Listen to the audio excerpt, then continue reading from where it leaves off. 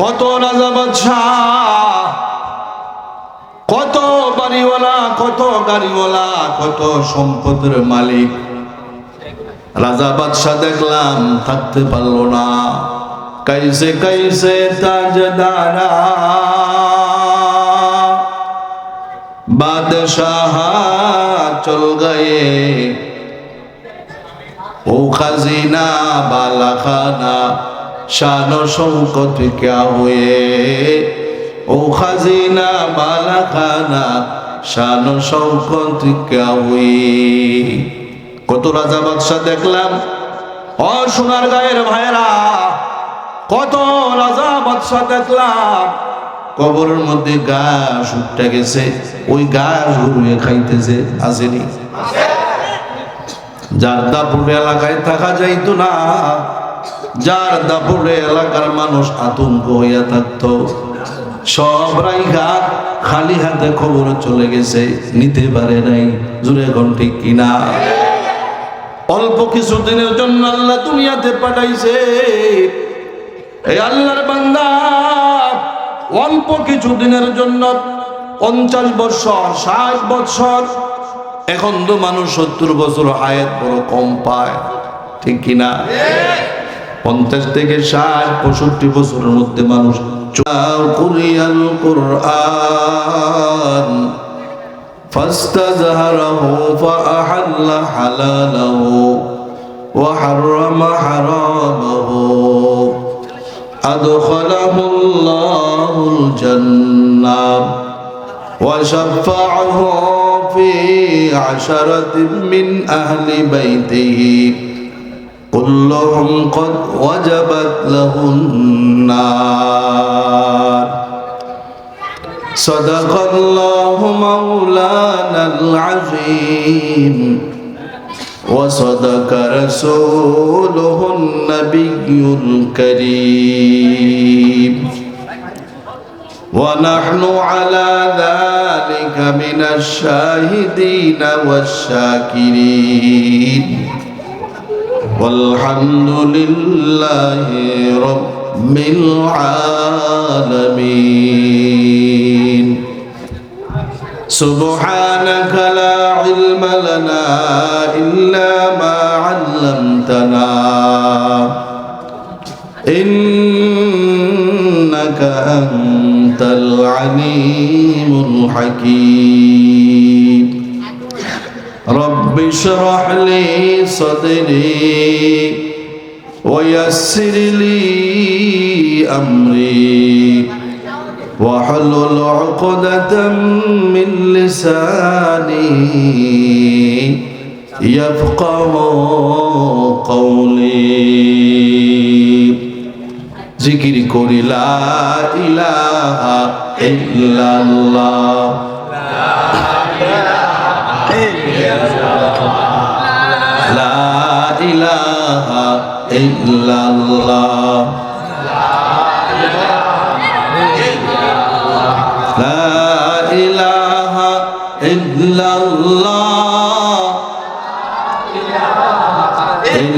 ইল্লাল্লাহ, লা ইলাহা ইল্লাল্লাহ, লা ইলাহা ইল্লাল্লাহ, লা ইলাহা ইল্লাল্লাহ মুহাম্মাদুর রাসূলুল্লাহ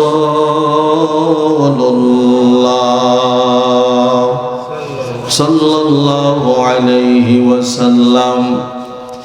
कौनैन की मुख्तार खुदा तुमको बनाया,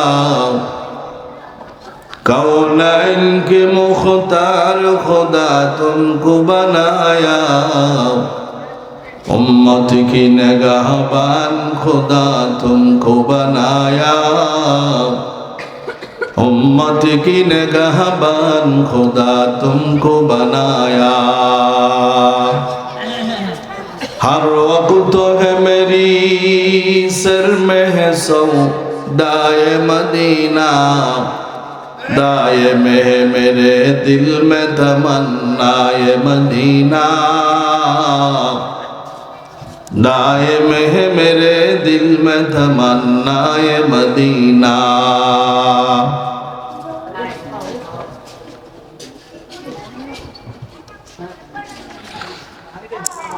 মাদ্রাসাতুস সিরাতুল মুস্তাকিম এতিমখানার উদ্যোগে 2 দিন ব্যাপী ঐতিহাসিক ইসলামী মহাসম্মেলনের আজ শেষ দিন। শ্রদ্ধাভাজন সভাপতি হযরত উলামায়ে কেরাম, মুরব্বিয়ানে আযম, যুবক বন্ধুগণ, আজিজ তলাবা, পর্দার আড়ালে আমার মা ও বোনেরা, মহামালিকের দরবারে অসংখ্য অগণিত শুকরিয়া যে আল্লাহ দয়ার মায়া করে আজ পর্যন্ত সুস্থ রেখেছেন। আওয়াজ দিয়া বলি আলহামদুলিল্লাহ। আমাকে আপনাকে সুস্থ রেখেছেন কে? আর শুকর আদায় করি যেই মহামালিক আমাকে আপনাকে মুসলমান বানিয়েছেন। এটার কি শুকরিয়া নাই?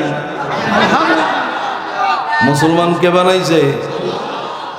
আমি আপনাদের প্রশ্ন করি, উত্তর দিবেন। হিন্দুর ঘরে আল্লাহ দিলে পারতো না? হ্যাঁ, আল্লাহ পাক আমাকে আপনাকে দয়া করে মুসলমানের ঘরে জন্ম দিয়েছে, এই জন্য শুকর আদায় করি আলহামদুলিল্লাহ। আর শুকর আদায় করি যেই মহামালিক আমাকে আপনাকে সর্বশ্রেষ্ঠ নবী, নবীদেরও নবী, ইমামুল আম্বিয়া, সাইয়্যিদুল মুরসালিন, আফতাবে নবুয়ত মুহাম্মাদুর রাসূলুল্লাহ সাল্লাল্লাহু আলাইহি ওয়াসাল্লামের উম্মত বানিয়েছেন। খুশি না বেজার? আর শুকর আদায় করি যেই মহামালিক আমাকে আপনাকে সর্বশ্রেষ্ঠ কিতাব, আসমানি কিতাবের মধ্যে সর্বশ্রেষ্ঠ কিতাব কালামুল্লাহ, আল্লাহ পাকের কালাম আমাদেরকে দান করেছেন। এই জন্য অন্তরের অন্তঃস্থল থেকে শুকর আদায় করি আলহামদুলিল্লাহ। আমি আপনাদের প্রশ্ন করব, সবাই উত্তর দিবেন। এই দুনিয়াতে আমরা আসছি থাকার জন্য না চলে যাওয়ার জন্য? চেষ্টা করলে থাকতে পারবো? একটু চেষ্টা করে দেখি, পারা যাবে? হাজারো চেষ্টা কইরা কোনো লাভ হবে না, থাকার কোনো সুযোগ। কত রাজা বাদশাহ, কত বাড়িওয়ালা, কত গাড়িওয়ালা, কত সম্পদের মালিক, রাজা বাদশাহ দেখলাম থাকতে পারলো না। कैसे कैसे ताजदारा बादशाह चल गए, ओ खजीना बाला खाना शान शौकत क्या हुए, ओ खजीना बाला खाना शान शौकत क्या हुई। কত রাজা বাদশাহ দেখলাম। ও সোনার গায়ের ভাইরা, কত রাজা বাদশাহ দেখলাম কবরের মধ্যে ঘাস উঠে গেছে, ওই ঘাস গরুয়ে খাইতেছে। আসেনি? যার দাপুরে এলাকায় থাকা যাইতো না, যার দাপুরে এলাকার মানুষ আতঙ্ক হইয়া থাকতো, সব রাইখা খালি হাতে খবরে চলে গেছে, নিতে পারে নাই। জুড়ে এখন ঠিক কিনা? অল্প কিছু দিনের জন্য আল্লাহ দুনিয়াতে পাঠাইছে। এই আল্লাহর বান্দা অল্প কিছু দিনের জন্য 50 বছর, 60 বছর, এখন তো মানুষ 70 বছর হায়াত বড় কম পায়, ঠিক কিনা? 50 থেকে 60, 65 বছরের মধ্যে মানুষ চলে যাইতেছে। কি হইছে? কই বুকে ব্যথা, হাসপাতালে নিতেও পারে নাই, রাস্তায় চলে যায়। হয়নি? হাতে পায়ে ধরে বলি, খুব দিলের কান দিয়া কথাগুলা শুনেন আমার ভাইরা। যে ছেলে মেয়ের জন্য এত কিছু করতেছে দুনিয়ায়, ওই ছেলে মেয়েরা আমার বিরুদ্ধে আদালতে মামলা দিব, ঠিক কিনা? রব্বানা আরিনাল্লাযাইনি আদাল্লানা মিনাল জিন্নি ওয়াল ইনস নাজআলহুমা তাহতা আকদামিনা লিয়াকুনা মিনাল আসফালিন। হাসর ময়দানে সন্তানেরা বলবে, মাবুদ, যেই মা বাবার কারণে আমি জাহান্নামী হইলাম, যেই মা বাবার কারণে আজকে আমি জাহান্নামী হইলাম, স্কুলে না গেলে খানা বন্ধ করে দিত, কলেজে না গেলে খানা বন্ধ করে দিত, কোনদিন মসজিদে না গেলে খানা বন্ধ করে নাই। মাবুদ, যে মা বাবার কারণে আমি জাহান্নামী হইলাম, ওই মা বাবার চোখের সামনে আইনা দাও, তার কপালে একটা লাথি দিয়া তারপরে জাহান্নামে যাই। যার জন্য এত কষ্ট।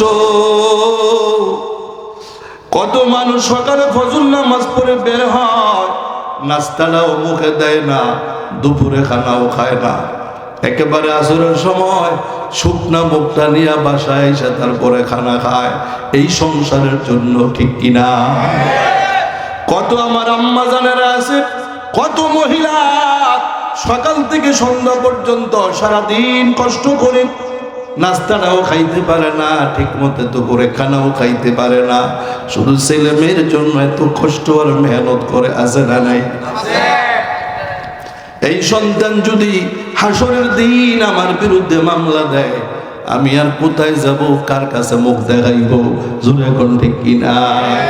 এই জন্য আমি সকলের কাছে অনুরোধ করব, দিলের কান দিয়া কথা শুনি, যেহেতু থাকতে পারবো না, আমি চলে যেতে হবে। এই দুনিয়ায় থাকার জন্য আসি নাই, চলে যেতে হবে। যার উসিলে আল্লাহ দুনিয়াটা সাজাইছে, নবী থাকতে পারে নাই। জোরে কোন, ঠিক কিনা? আমার নবীর হায়াত মাত্র 63 বছর হায়াত নবীর ছিল। এ সোনার গায়ের পায়রা, যে নবীর গায়ে মশা মাছি বসে নাই, যে নবীর গায়ে কোনোদিন একটা মাছি বসে নাই, মশা বসে নাই, ওই নবী থাকতে পারে নাই। যেই নবীর শরীর থেকে মেশক আম্বরের ঘ্রাণ বাইর হইতো, যেই নবী রাস্তা দিয়ে হাইটা গেলে মানুষটার পাইতো রাস্তা দিয়ে নবীজি গেছে, কেমনে টের পাইতো? আপনার বাড়িতে যদি একটা হাসনা হেনার গাছ থাকে, হাসনা ফুলের গাছ থাকে, দেখবেন মাগরিবের পরে আশেপাশে বাড়ি ঘরের মধ্যে মানুষ গ্রাম পায়নি। রাস্তা দিয়ে হাইটে গেলে মানুষ বুঝে এই বাড়িতে হাসনা ফুলের গ্রাম আছে, কারণ গ্রাম পাইতেছি। তদ্রুপ আমার নবী রাস্তা দিয়ে হাইটে গেলে মানুষ টের পাইতো রাস্তা দিয়া নবীজি গেছে। আমার নবীর এত সুগ্রাণ এলাকা বিমোহিত হয়ে যাইত। ইমামুল আউয়ালিন আল আখিরিন বাহর সাদখা রাহমাতাল লিল আলামিন। নবী সবার জন্য রহমত। বাইরে আমার, এই নবী দুনিয়ায় থাকতে পারে নাই, মাত্র হায়াত কতদিন? আরো জোরে বলেন। এই 63 বছর হায়াত, একবারে অল্প সময়। এই অল্প সময় হায়াত নিয়ে দুনিয়াতে আল্লাহ নবীরে পাঠাইছেন।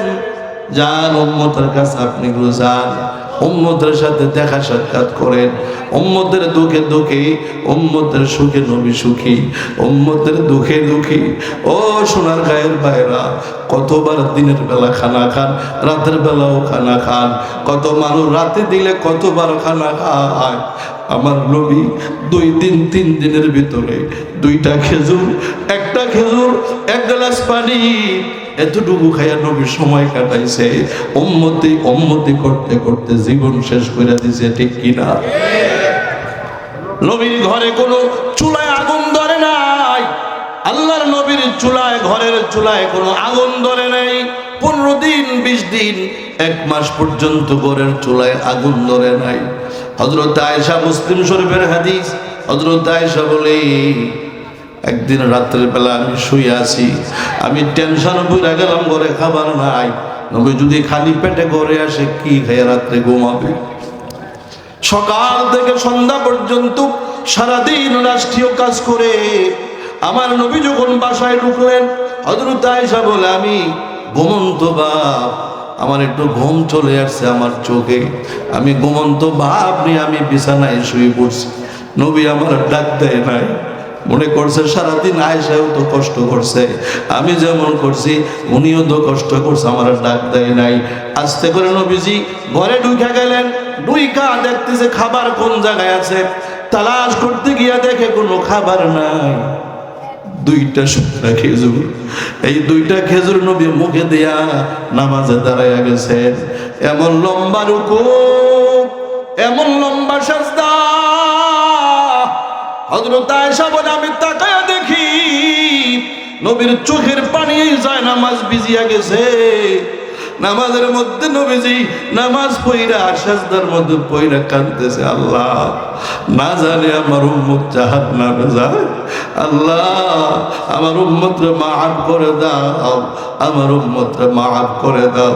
হযরত আয়েশা বলেন এমন ভাবে কাঁদতে কাঁদতে কাঁদতে কাঁদতে আমি তাকায় দেখি মনে হয় নবী দুনিয়া আর থাকবে না, এমন ভাবে চোখের পানি ফালাইতেছেন। প্রত্যেকটা দোয়ার ভিতরে নবীজি বলতেছে আল্লাহ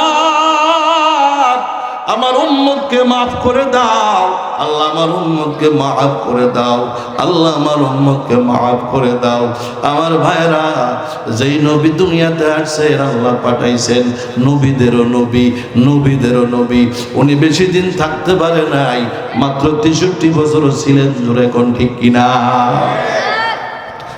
আমরাও থাকতে পারবো না, যেহেতু আমি চলে যেতে হবে। এই আল্লাহর বান্দা, কেউ যদি 1 মাসের জন্য ঢাকায় যায়, যাওয়ার সময় একটা লুঙ্গি লইয়া যায়, একটা পাঞ্জাবি নিয়ে যায়, কিছু টাকা সাথে নিয়ে যায়, একটা গাঠি বান্ধা কান্দ করে তারপরে যায়, যায়নি না খালি হাতে যায়? কথা কয় না? কিছু সামান নিয়ে যায়নি, কিছু সামান সাথে নিয়ে যায়নি, খালি হাতে তো কেউ যায় না।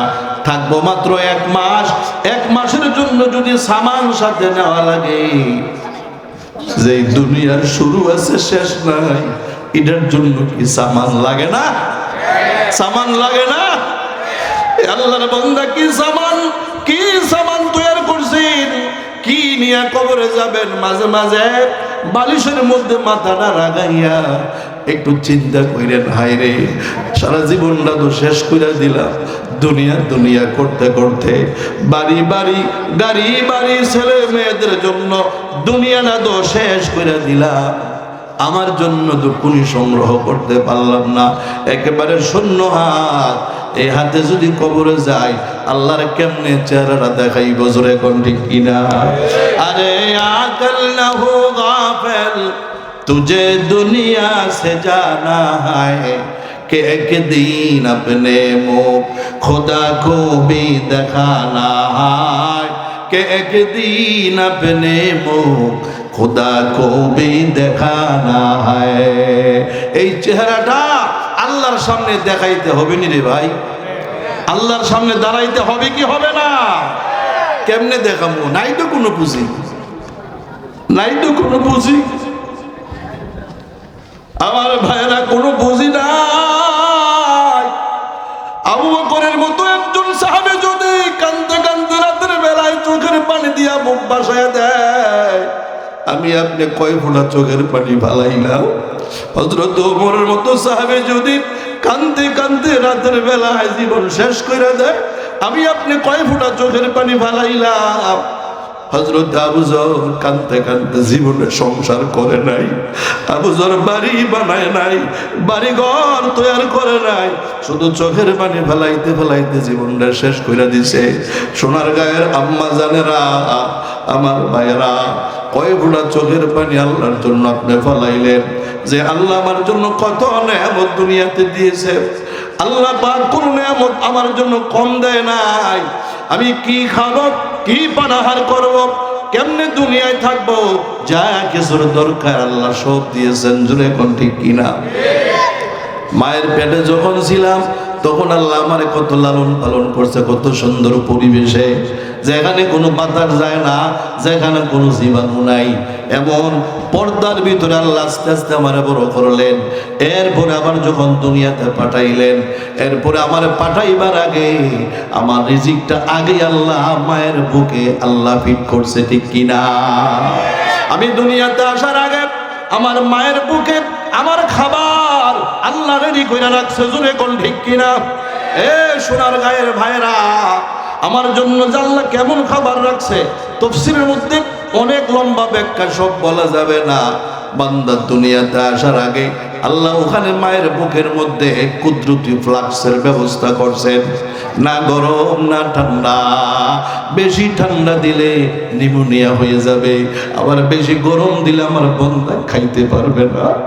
এমন ভাবে ওই বুকের বোটার ভিতরে এমন চিকন চিকন নালি আল্লাহ দিয়া দিছে, বান্দা যখন মুখ কচি মুখ, এই কচি মুখ দিয়া টান দিলে যতটুকু দুধের প্রয়োজন ওই চিকন চিকন নালি দিয়া অতটুকু দুধ তার মুখে চলে আসবে। বেশি আসলে গলার মধ্যে বাদ পড়ে যাবে, মরে যাবে, খাইতে পারবে না। আল্লাহ কেমন ব্যবস্থা করলেন, কুদরতি মাওলা, আমার কুদরতের মাওলা কত ব্যবস্থা করেছে।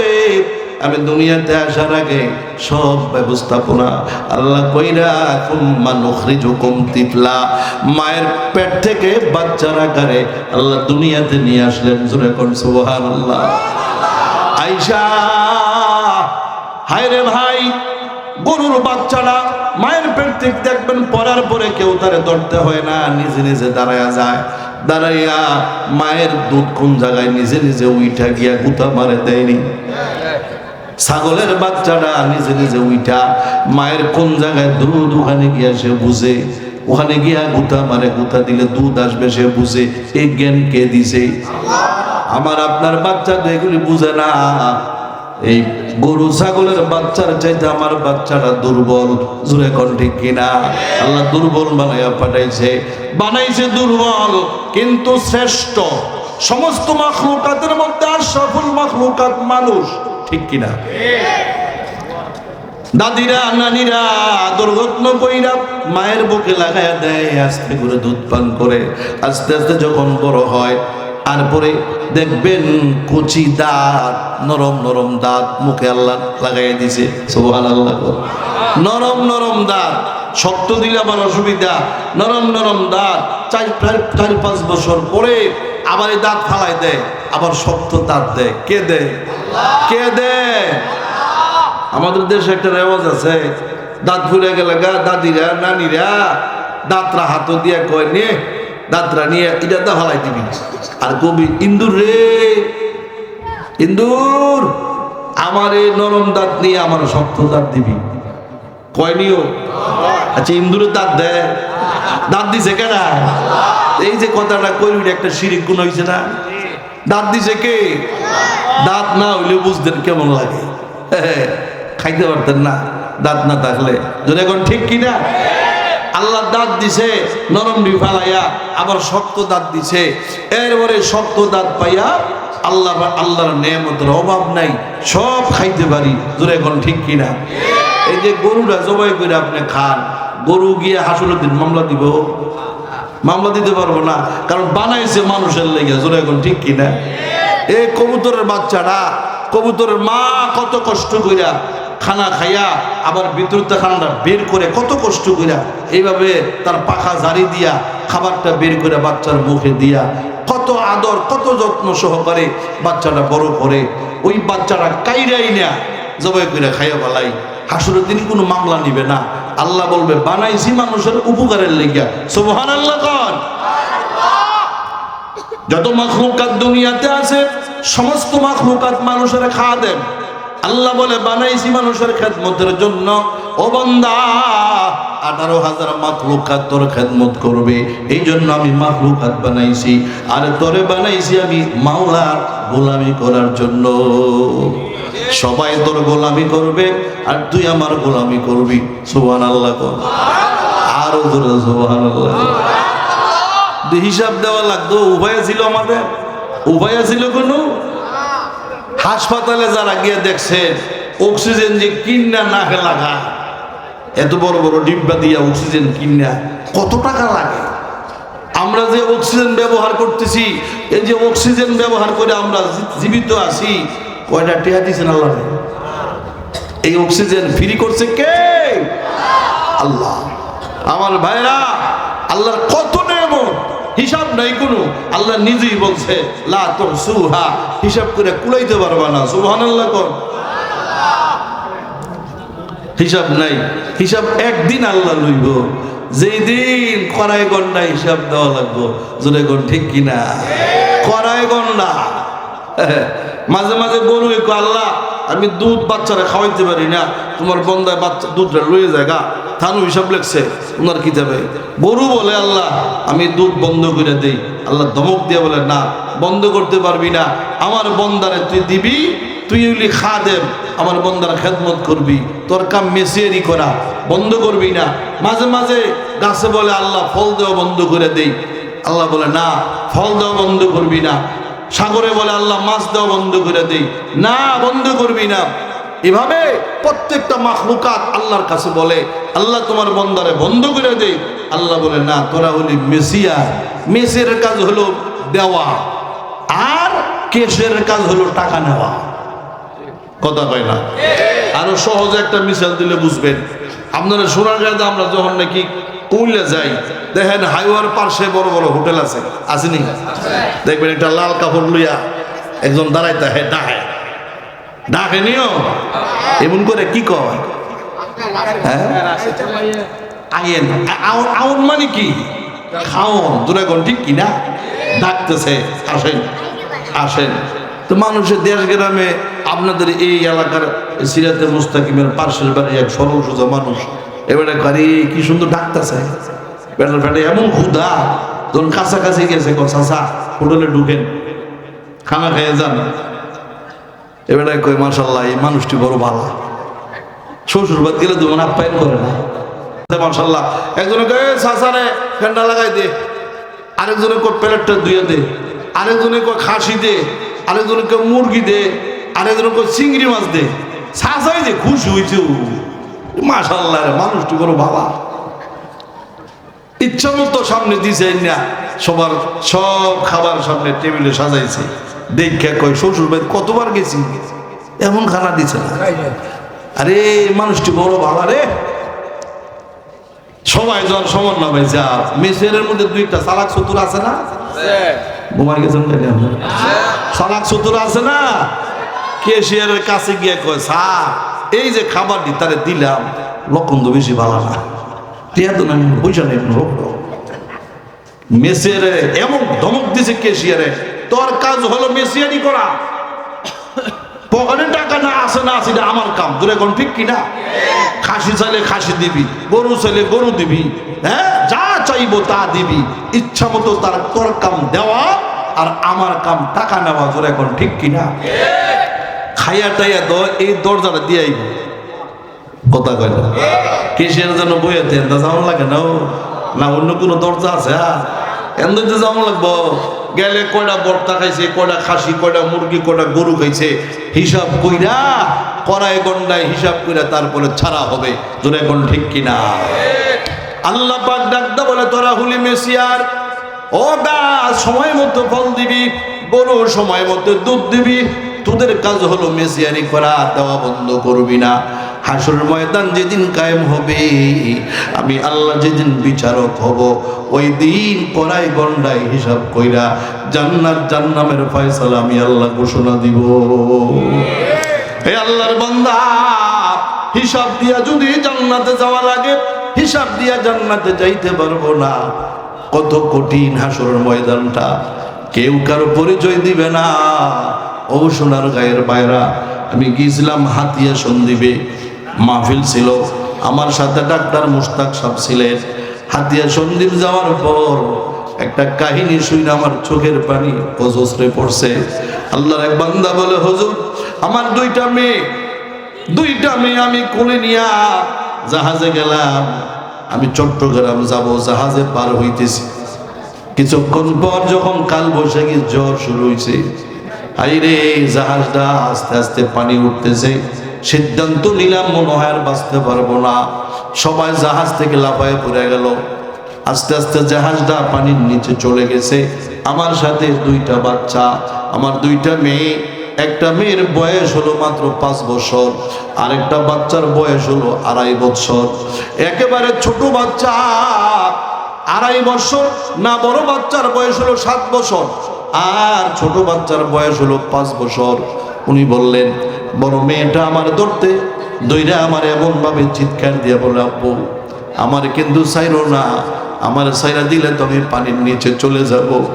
আমার ছোট মেয়েটা আমার গলার মধ্যে এমন ভাবে আটকায় ধরছে, এমন ভাবে ধরছে আমি তার হাত ছুটাইতে পারি না। আর বড় মেয়েটা আমার হাতে, ডাইন হাতের মধ্যে এই দিক দিয়ে আমার ধরছে, আমি সাঁতার কাটতেছি। কতক্ষণ যাওয়া যায়? আধা ঘন্টার মতো সাঁতার কাটলাম হুজুর। আধা ঘন্টা সাঁতার কাটার পর আমি আর বল পাই না আমার গায়ে। হাই রে, আমি তো এখন চলে যেতে হবে, যে অবস্থা আমার বাচ্চাগুলার কি হালাত হবে। দেখলাম ছোট মেয়েটা আমার এমন ভাবে ধরছে, আমার ছাড়তেছে না, গলার মধ্যে ধরে রাখছে। আমি সাঁতার কাটতেছি, সে মাথার মধ্যে আমার ধরে রাখছে, আমি সাঁতার কাটতেছি। কিন্তু বড় মেয়েটারে আমি রাখলে ছোট মেয়েটা বাঁচাইতে পারবো না। বারবার বড় মেয়েটা আমার চিৎকার দিয়া বলে, আব্বু আমারে কিন্তু তুমি ছাইরো না। হাসরের ময়দানের অবস্থাটা কেমন হবে তার কথাগুলি শুই না। আমি আর খাইতে পারলাম না, চোখের পানি দিয়া প্লেটের মধ্যে চোখের পানি পড়ে গেছে। আমি বললাম যে খাবার খাওয়ার পরে আপনি কাহিনীটা বলতেন। বলে হুজুর, এরপরে আমার বড় মেয়েটা আমি টান দিয়া বাম হাতে নিয়ে আসলাম আমার বাম দিকে। কতক্ষণ যাওয়ার পর আর টিকতে পারি না, আর গায়ে কোনো বল নাই। দেখলাম মেয়েটা আমার হাতে ধরে রাখছে। এখন যদি আমি হাতটা না বের করি আমি তো বাঁচতে পারবো না। হুজুর, আমার মেয়ে তো আমার হাত ছাড়ে না। আমি টান দিয়ে আমার মুখ বরাবর হাত রাই না, আমার মেয়ের হাতের মধ্যে একটা জোরে কামড় লাগাইয়া দিলাম। এই কামড় দেওয়ার পর মেয়েটা চিৎকার দিয়া বলে, বাবা এমন কাম তো জীবনে তুমি করো নাই বাবা, তুমি আমার হাতে কামড় দিছো। আস্তে করে মেয়েটা তারা হাত ছাইড়া দিছে। বলে হুজুর, আমি তাকায় রইলাম, পানির স্রোতে আমার মেয়েটা পানির নিচে চলে গেল। আমি তো আর সহ্য করতে পারি। আমার ছোট মেয়েটা আমার মাথায় ধরে রাখছে, আমার বারবার ডাকতে বলে, আব্বু বড় বোন তো আমার চলে গেল, বাবা আমারে কিন্তু তুমি ছাইরো না, আমারে কিন্তু ছাইরো না। এমন ভাবে মেয়েটা কাঁদতেছে, আমি দেখতেছি এই মেয়েটা যদি আমার মাথার মধ্যে ধরে রাখে আমি আর সামনে গাইতে পারবো না। আমি দুই হাতে মেয়ের দুইটা হাত এমনি টান্দা করলাম, খইলা যখন আমি তার ছেড়ে দেওয়ার এমন একটা অবস্থা হয়ে গেছে আমি আর রাখতে পারবো না, তখন মেয়েটা চিৎকার দিয়ে বলে, আব্বু আমারে কিন্তু তুমি চাইরো না, মরলে দুজনের সমানে মরবো, তোমার ফলায় আমি একলা মরবো না। আমি দেখলাম আমার মেয়েটাই কথা শোনা বলার পর আমি আর সহ্য করতে পারলাম না। আমি অনেক চেষ্টা করছি রাখার জন্য, দেখি যে রাখলে আর থাকতে পারবো না। আস্তে করে মেয়েটারে ছেড়ে দিলাম, মেয়েটা চলে গেল পানির নিচে। আমি আর সহ্য করতে পারি নাই। একটু সামনে গেলাম, একটা নৌকা এসে আমার নৌকাতে উঠাইয়া কিনারায় নিয়ে গেছে। আমার সেন্স নাই, আমার হাসপাতালে ভর্তি করাইছে। একদিন এক রাত পর আমার জ্ঞান যখন ফিরছে হুজুর, আমি প্রথম বললাম আমার দুইটা মেয়ে কোথায়? এই হলো দুনিয়া। হাসরের ময়দান তো আরো কঠিন হবে। আল্লাহ নিজে ঘোষণা দিয়েছে, ইয়াউমা ইয়াফিরুল মারউ মিন আখিহি ওয়া উম্মিহি ওয়া সাহিবাতিহি ওয়া বানি। হাসরের ময়দানে নিজের মেয়ে বাবারে পরিচয় দিবে না, বাবা মেয়ের পরিচয় দিবে না, ভাই ভাইয়ের পরিচয় দিবে না, মা সন্তানের পরিচয় দিব না। ওই মহা সংকটের দিনে আমার ভাই আরিফ এই মাদ্রাসার জন্য এমন সুন্দর ব্যবস্থাপনা করছে, আপনাদের চোখের সামনে আপনারা দেখতেছেন। একটা ছাত্র আইনে দিয়ে গেছে, তার মা নাই, তার বাবা নাই, থাইকাও তারা নাই। এই বাচ্চাটারে তিলে তিলে বড় কইরা আজকে হাফেজে কোরআন আপনাদের সামনে উপহার দিল। তার তেলাওয়াত শুই না, তার বাবা মা থাইকাও বড় মা নাই, বাবা মারা গেছে, বাবা নাই। হায়রে মা বেঁচে আছে, বাবা নাই। 12 বছর আগে বাচ্চার বাবা মারা গেছে। এই বাচ্চাটারে আইনা এখানে তিলে তিলে তিলে তিলে নিজের বাচ্চার মতো লালন পালন কইরা এতিম বাচ্চাটার আজকে হাফেজ বানায়া আপনাদের সামনে উপহার দিল। শুধু সাধারণ হাফেজ না, আন্তর্জাতিক মানের হাফেজ বানাইছে। খুশি না বেজার? খুশি না বেজার? এই আল্লাহর বান্দা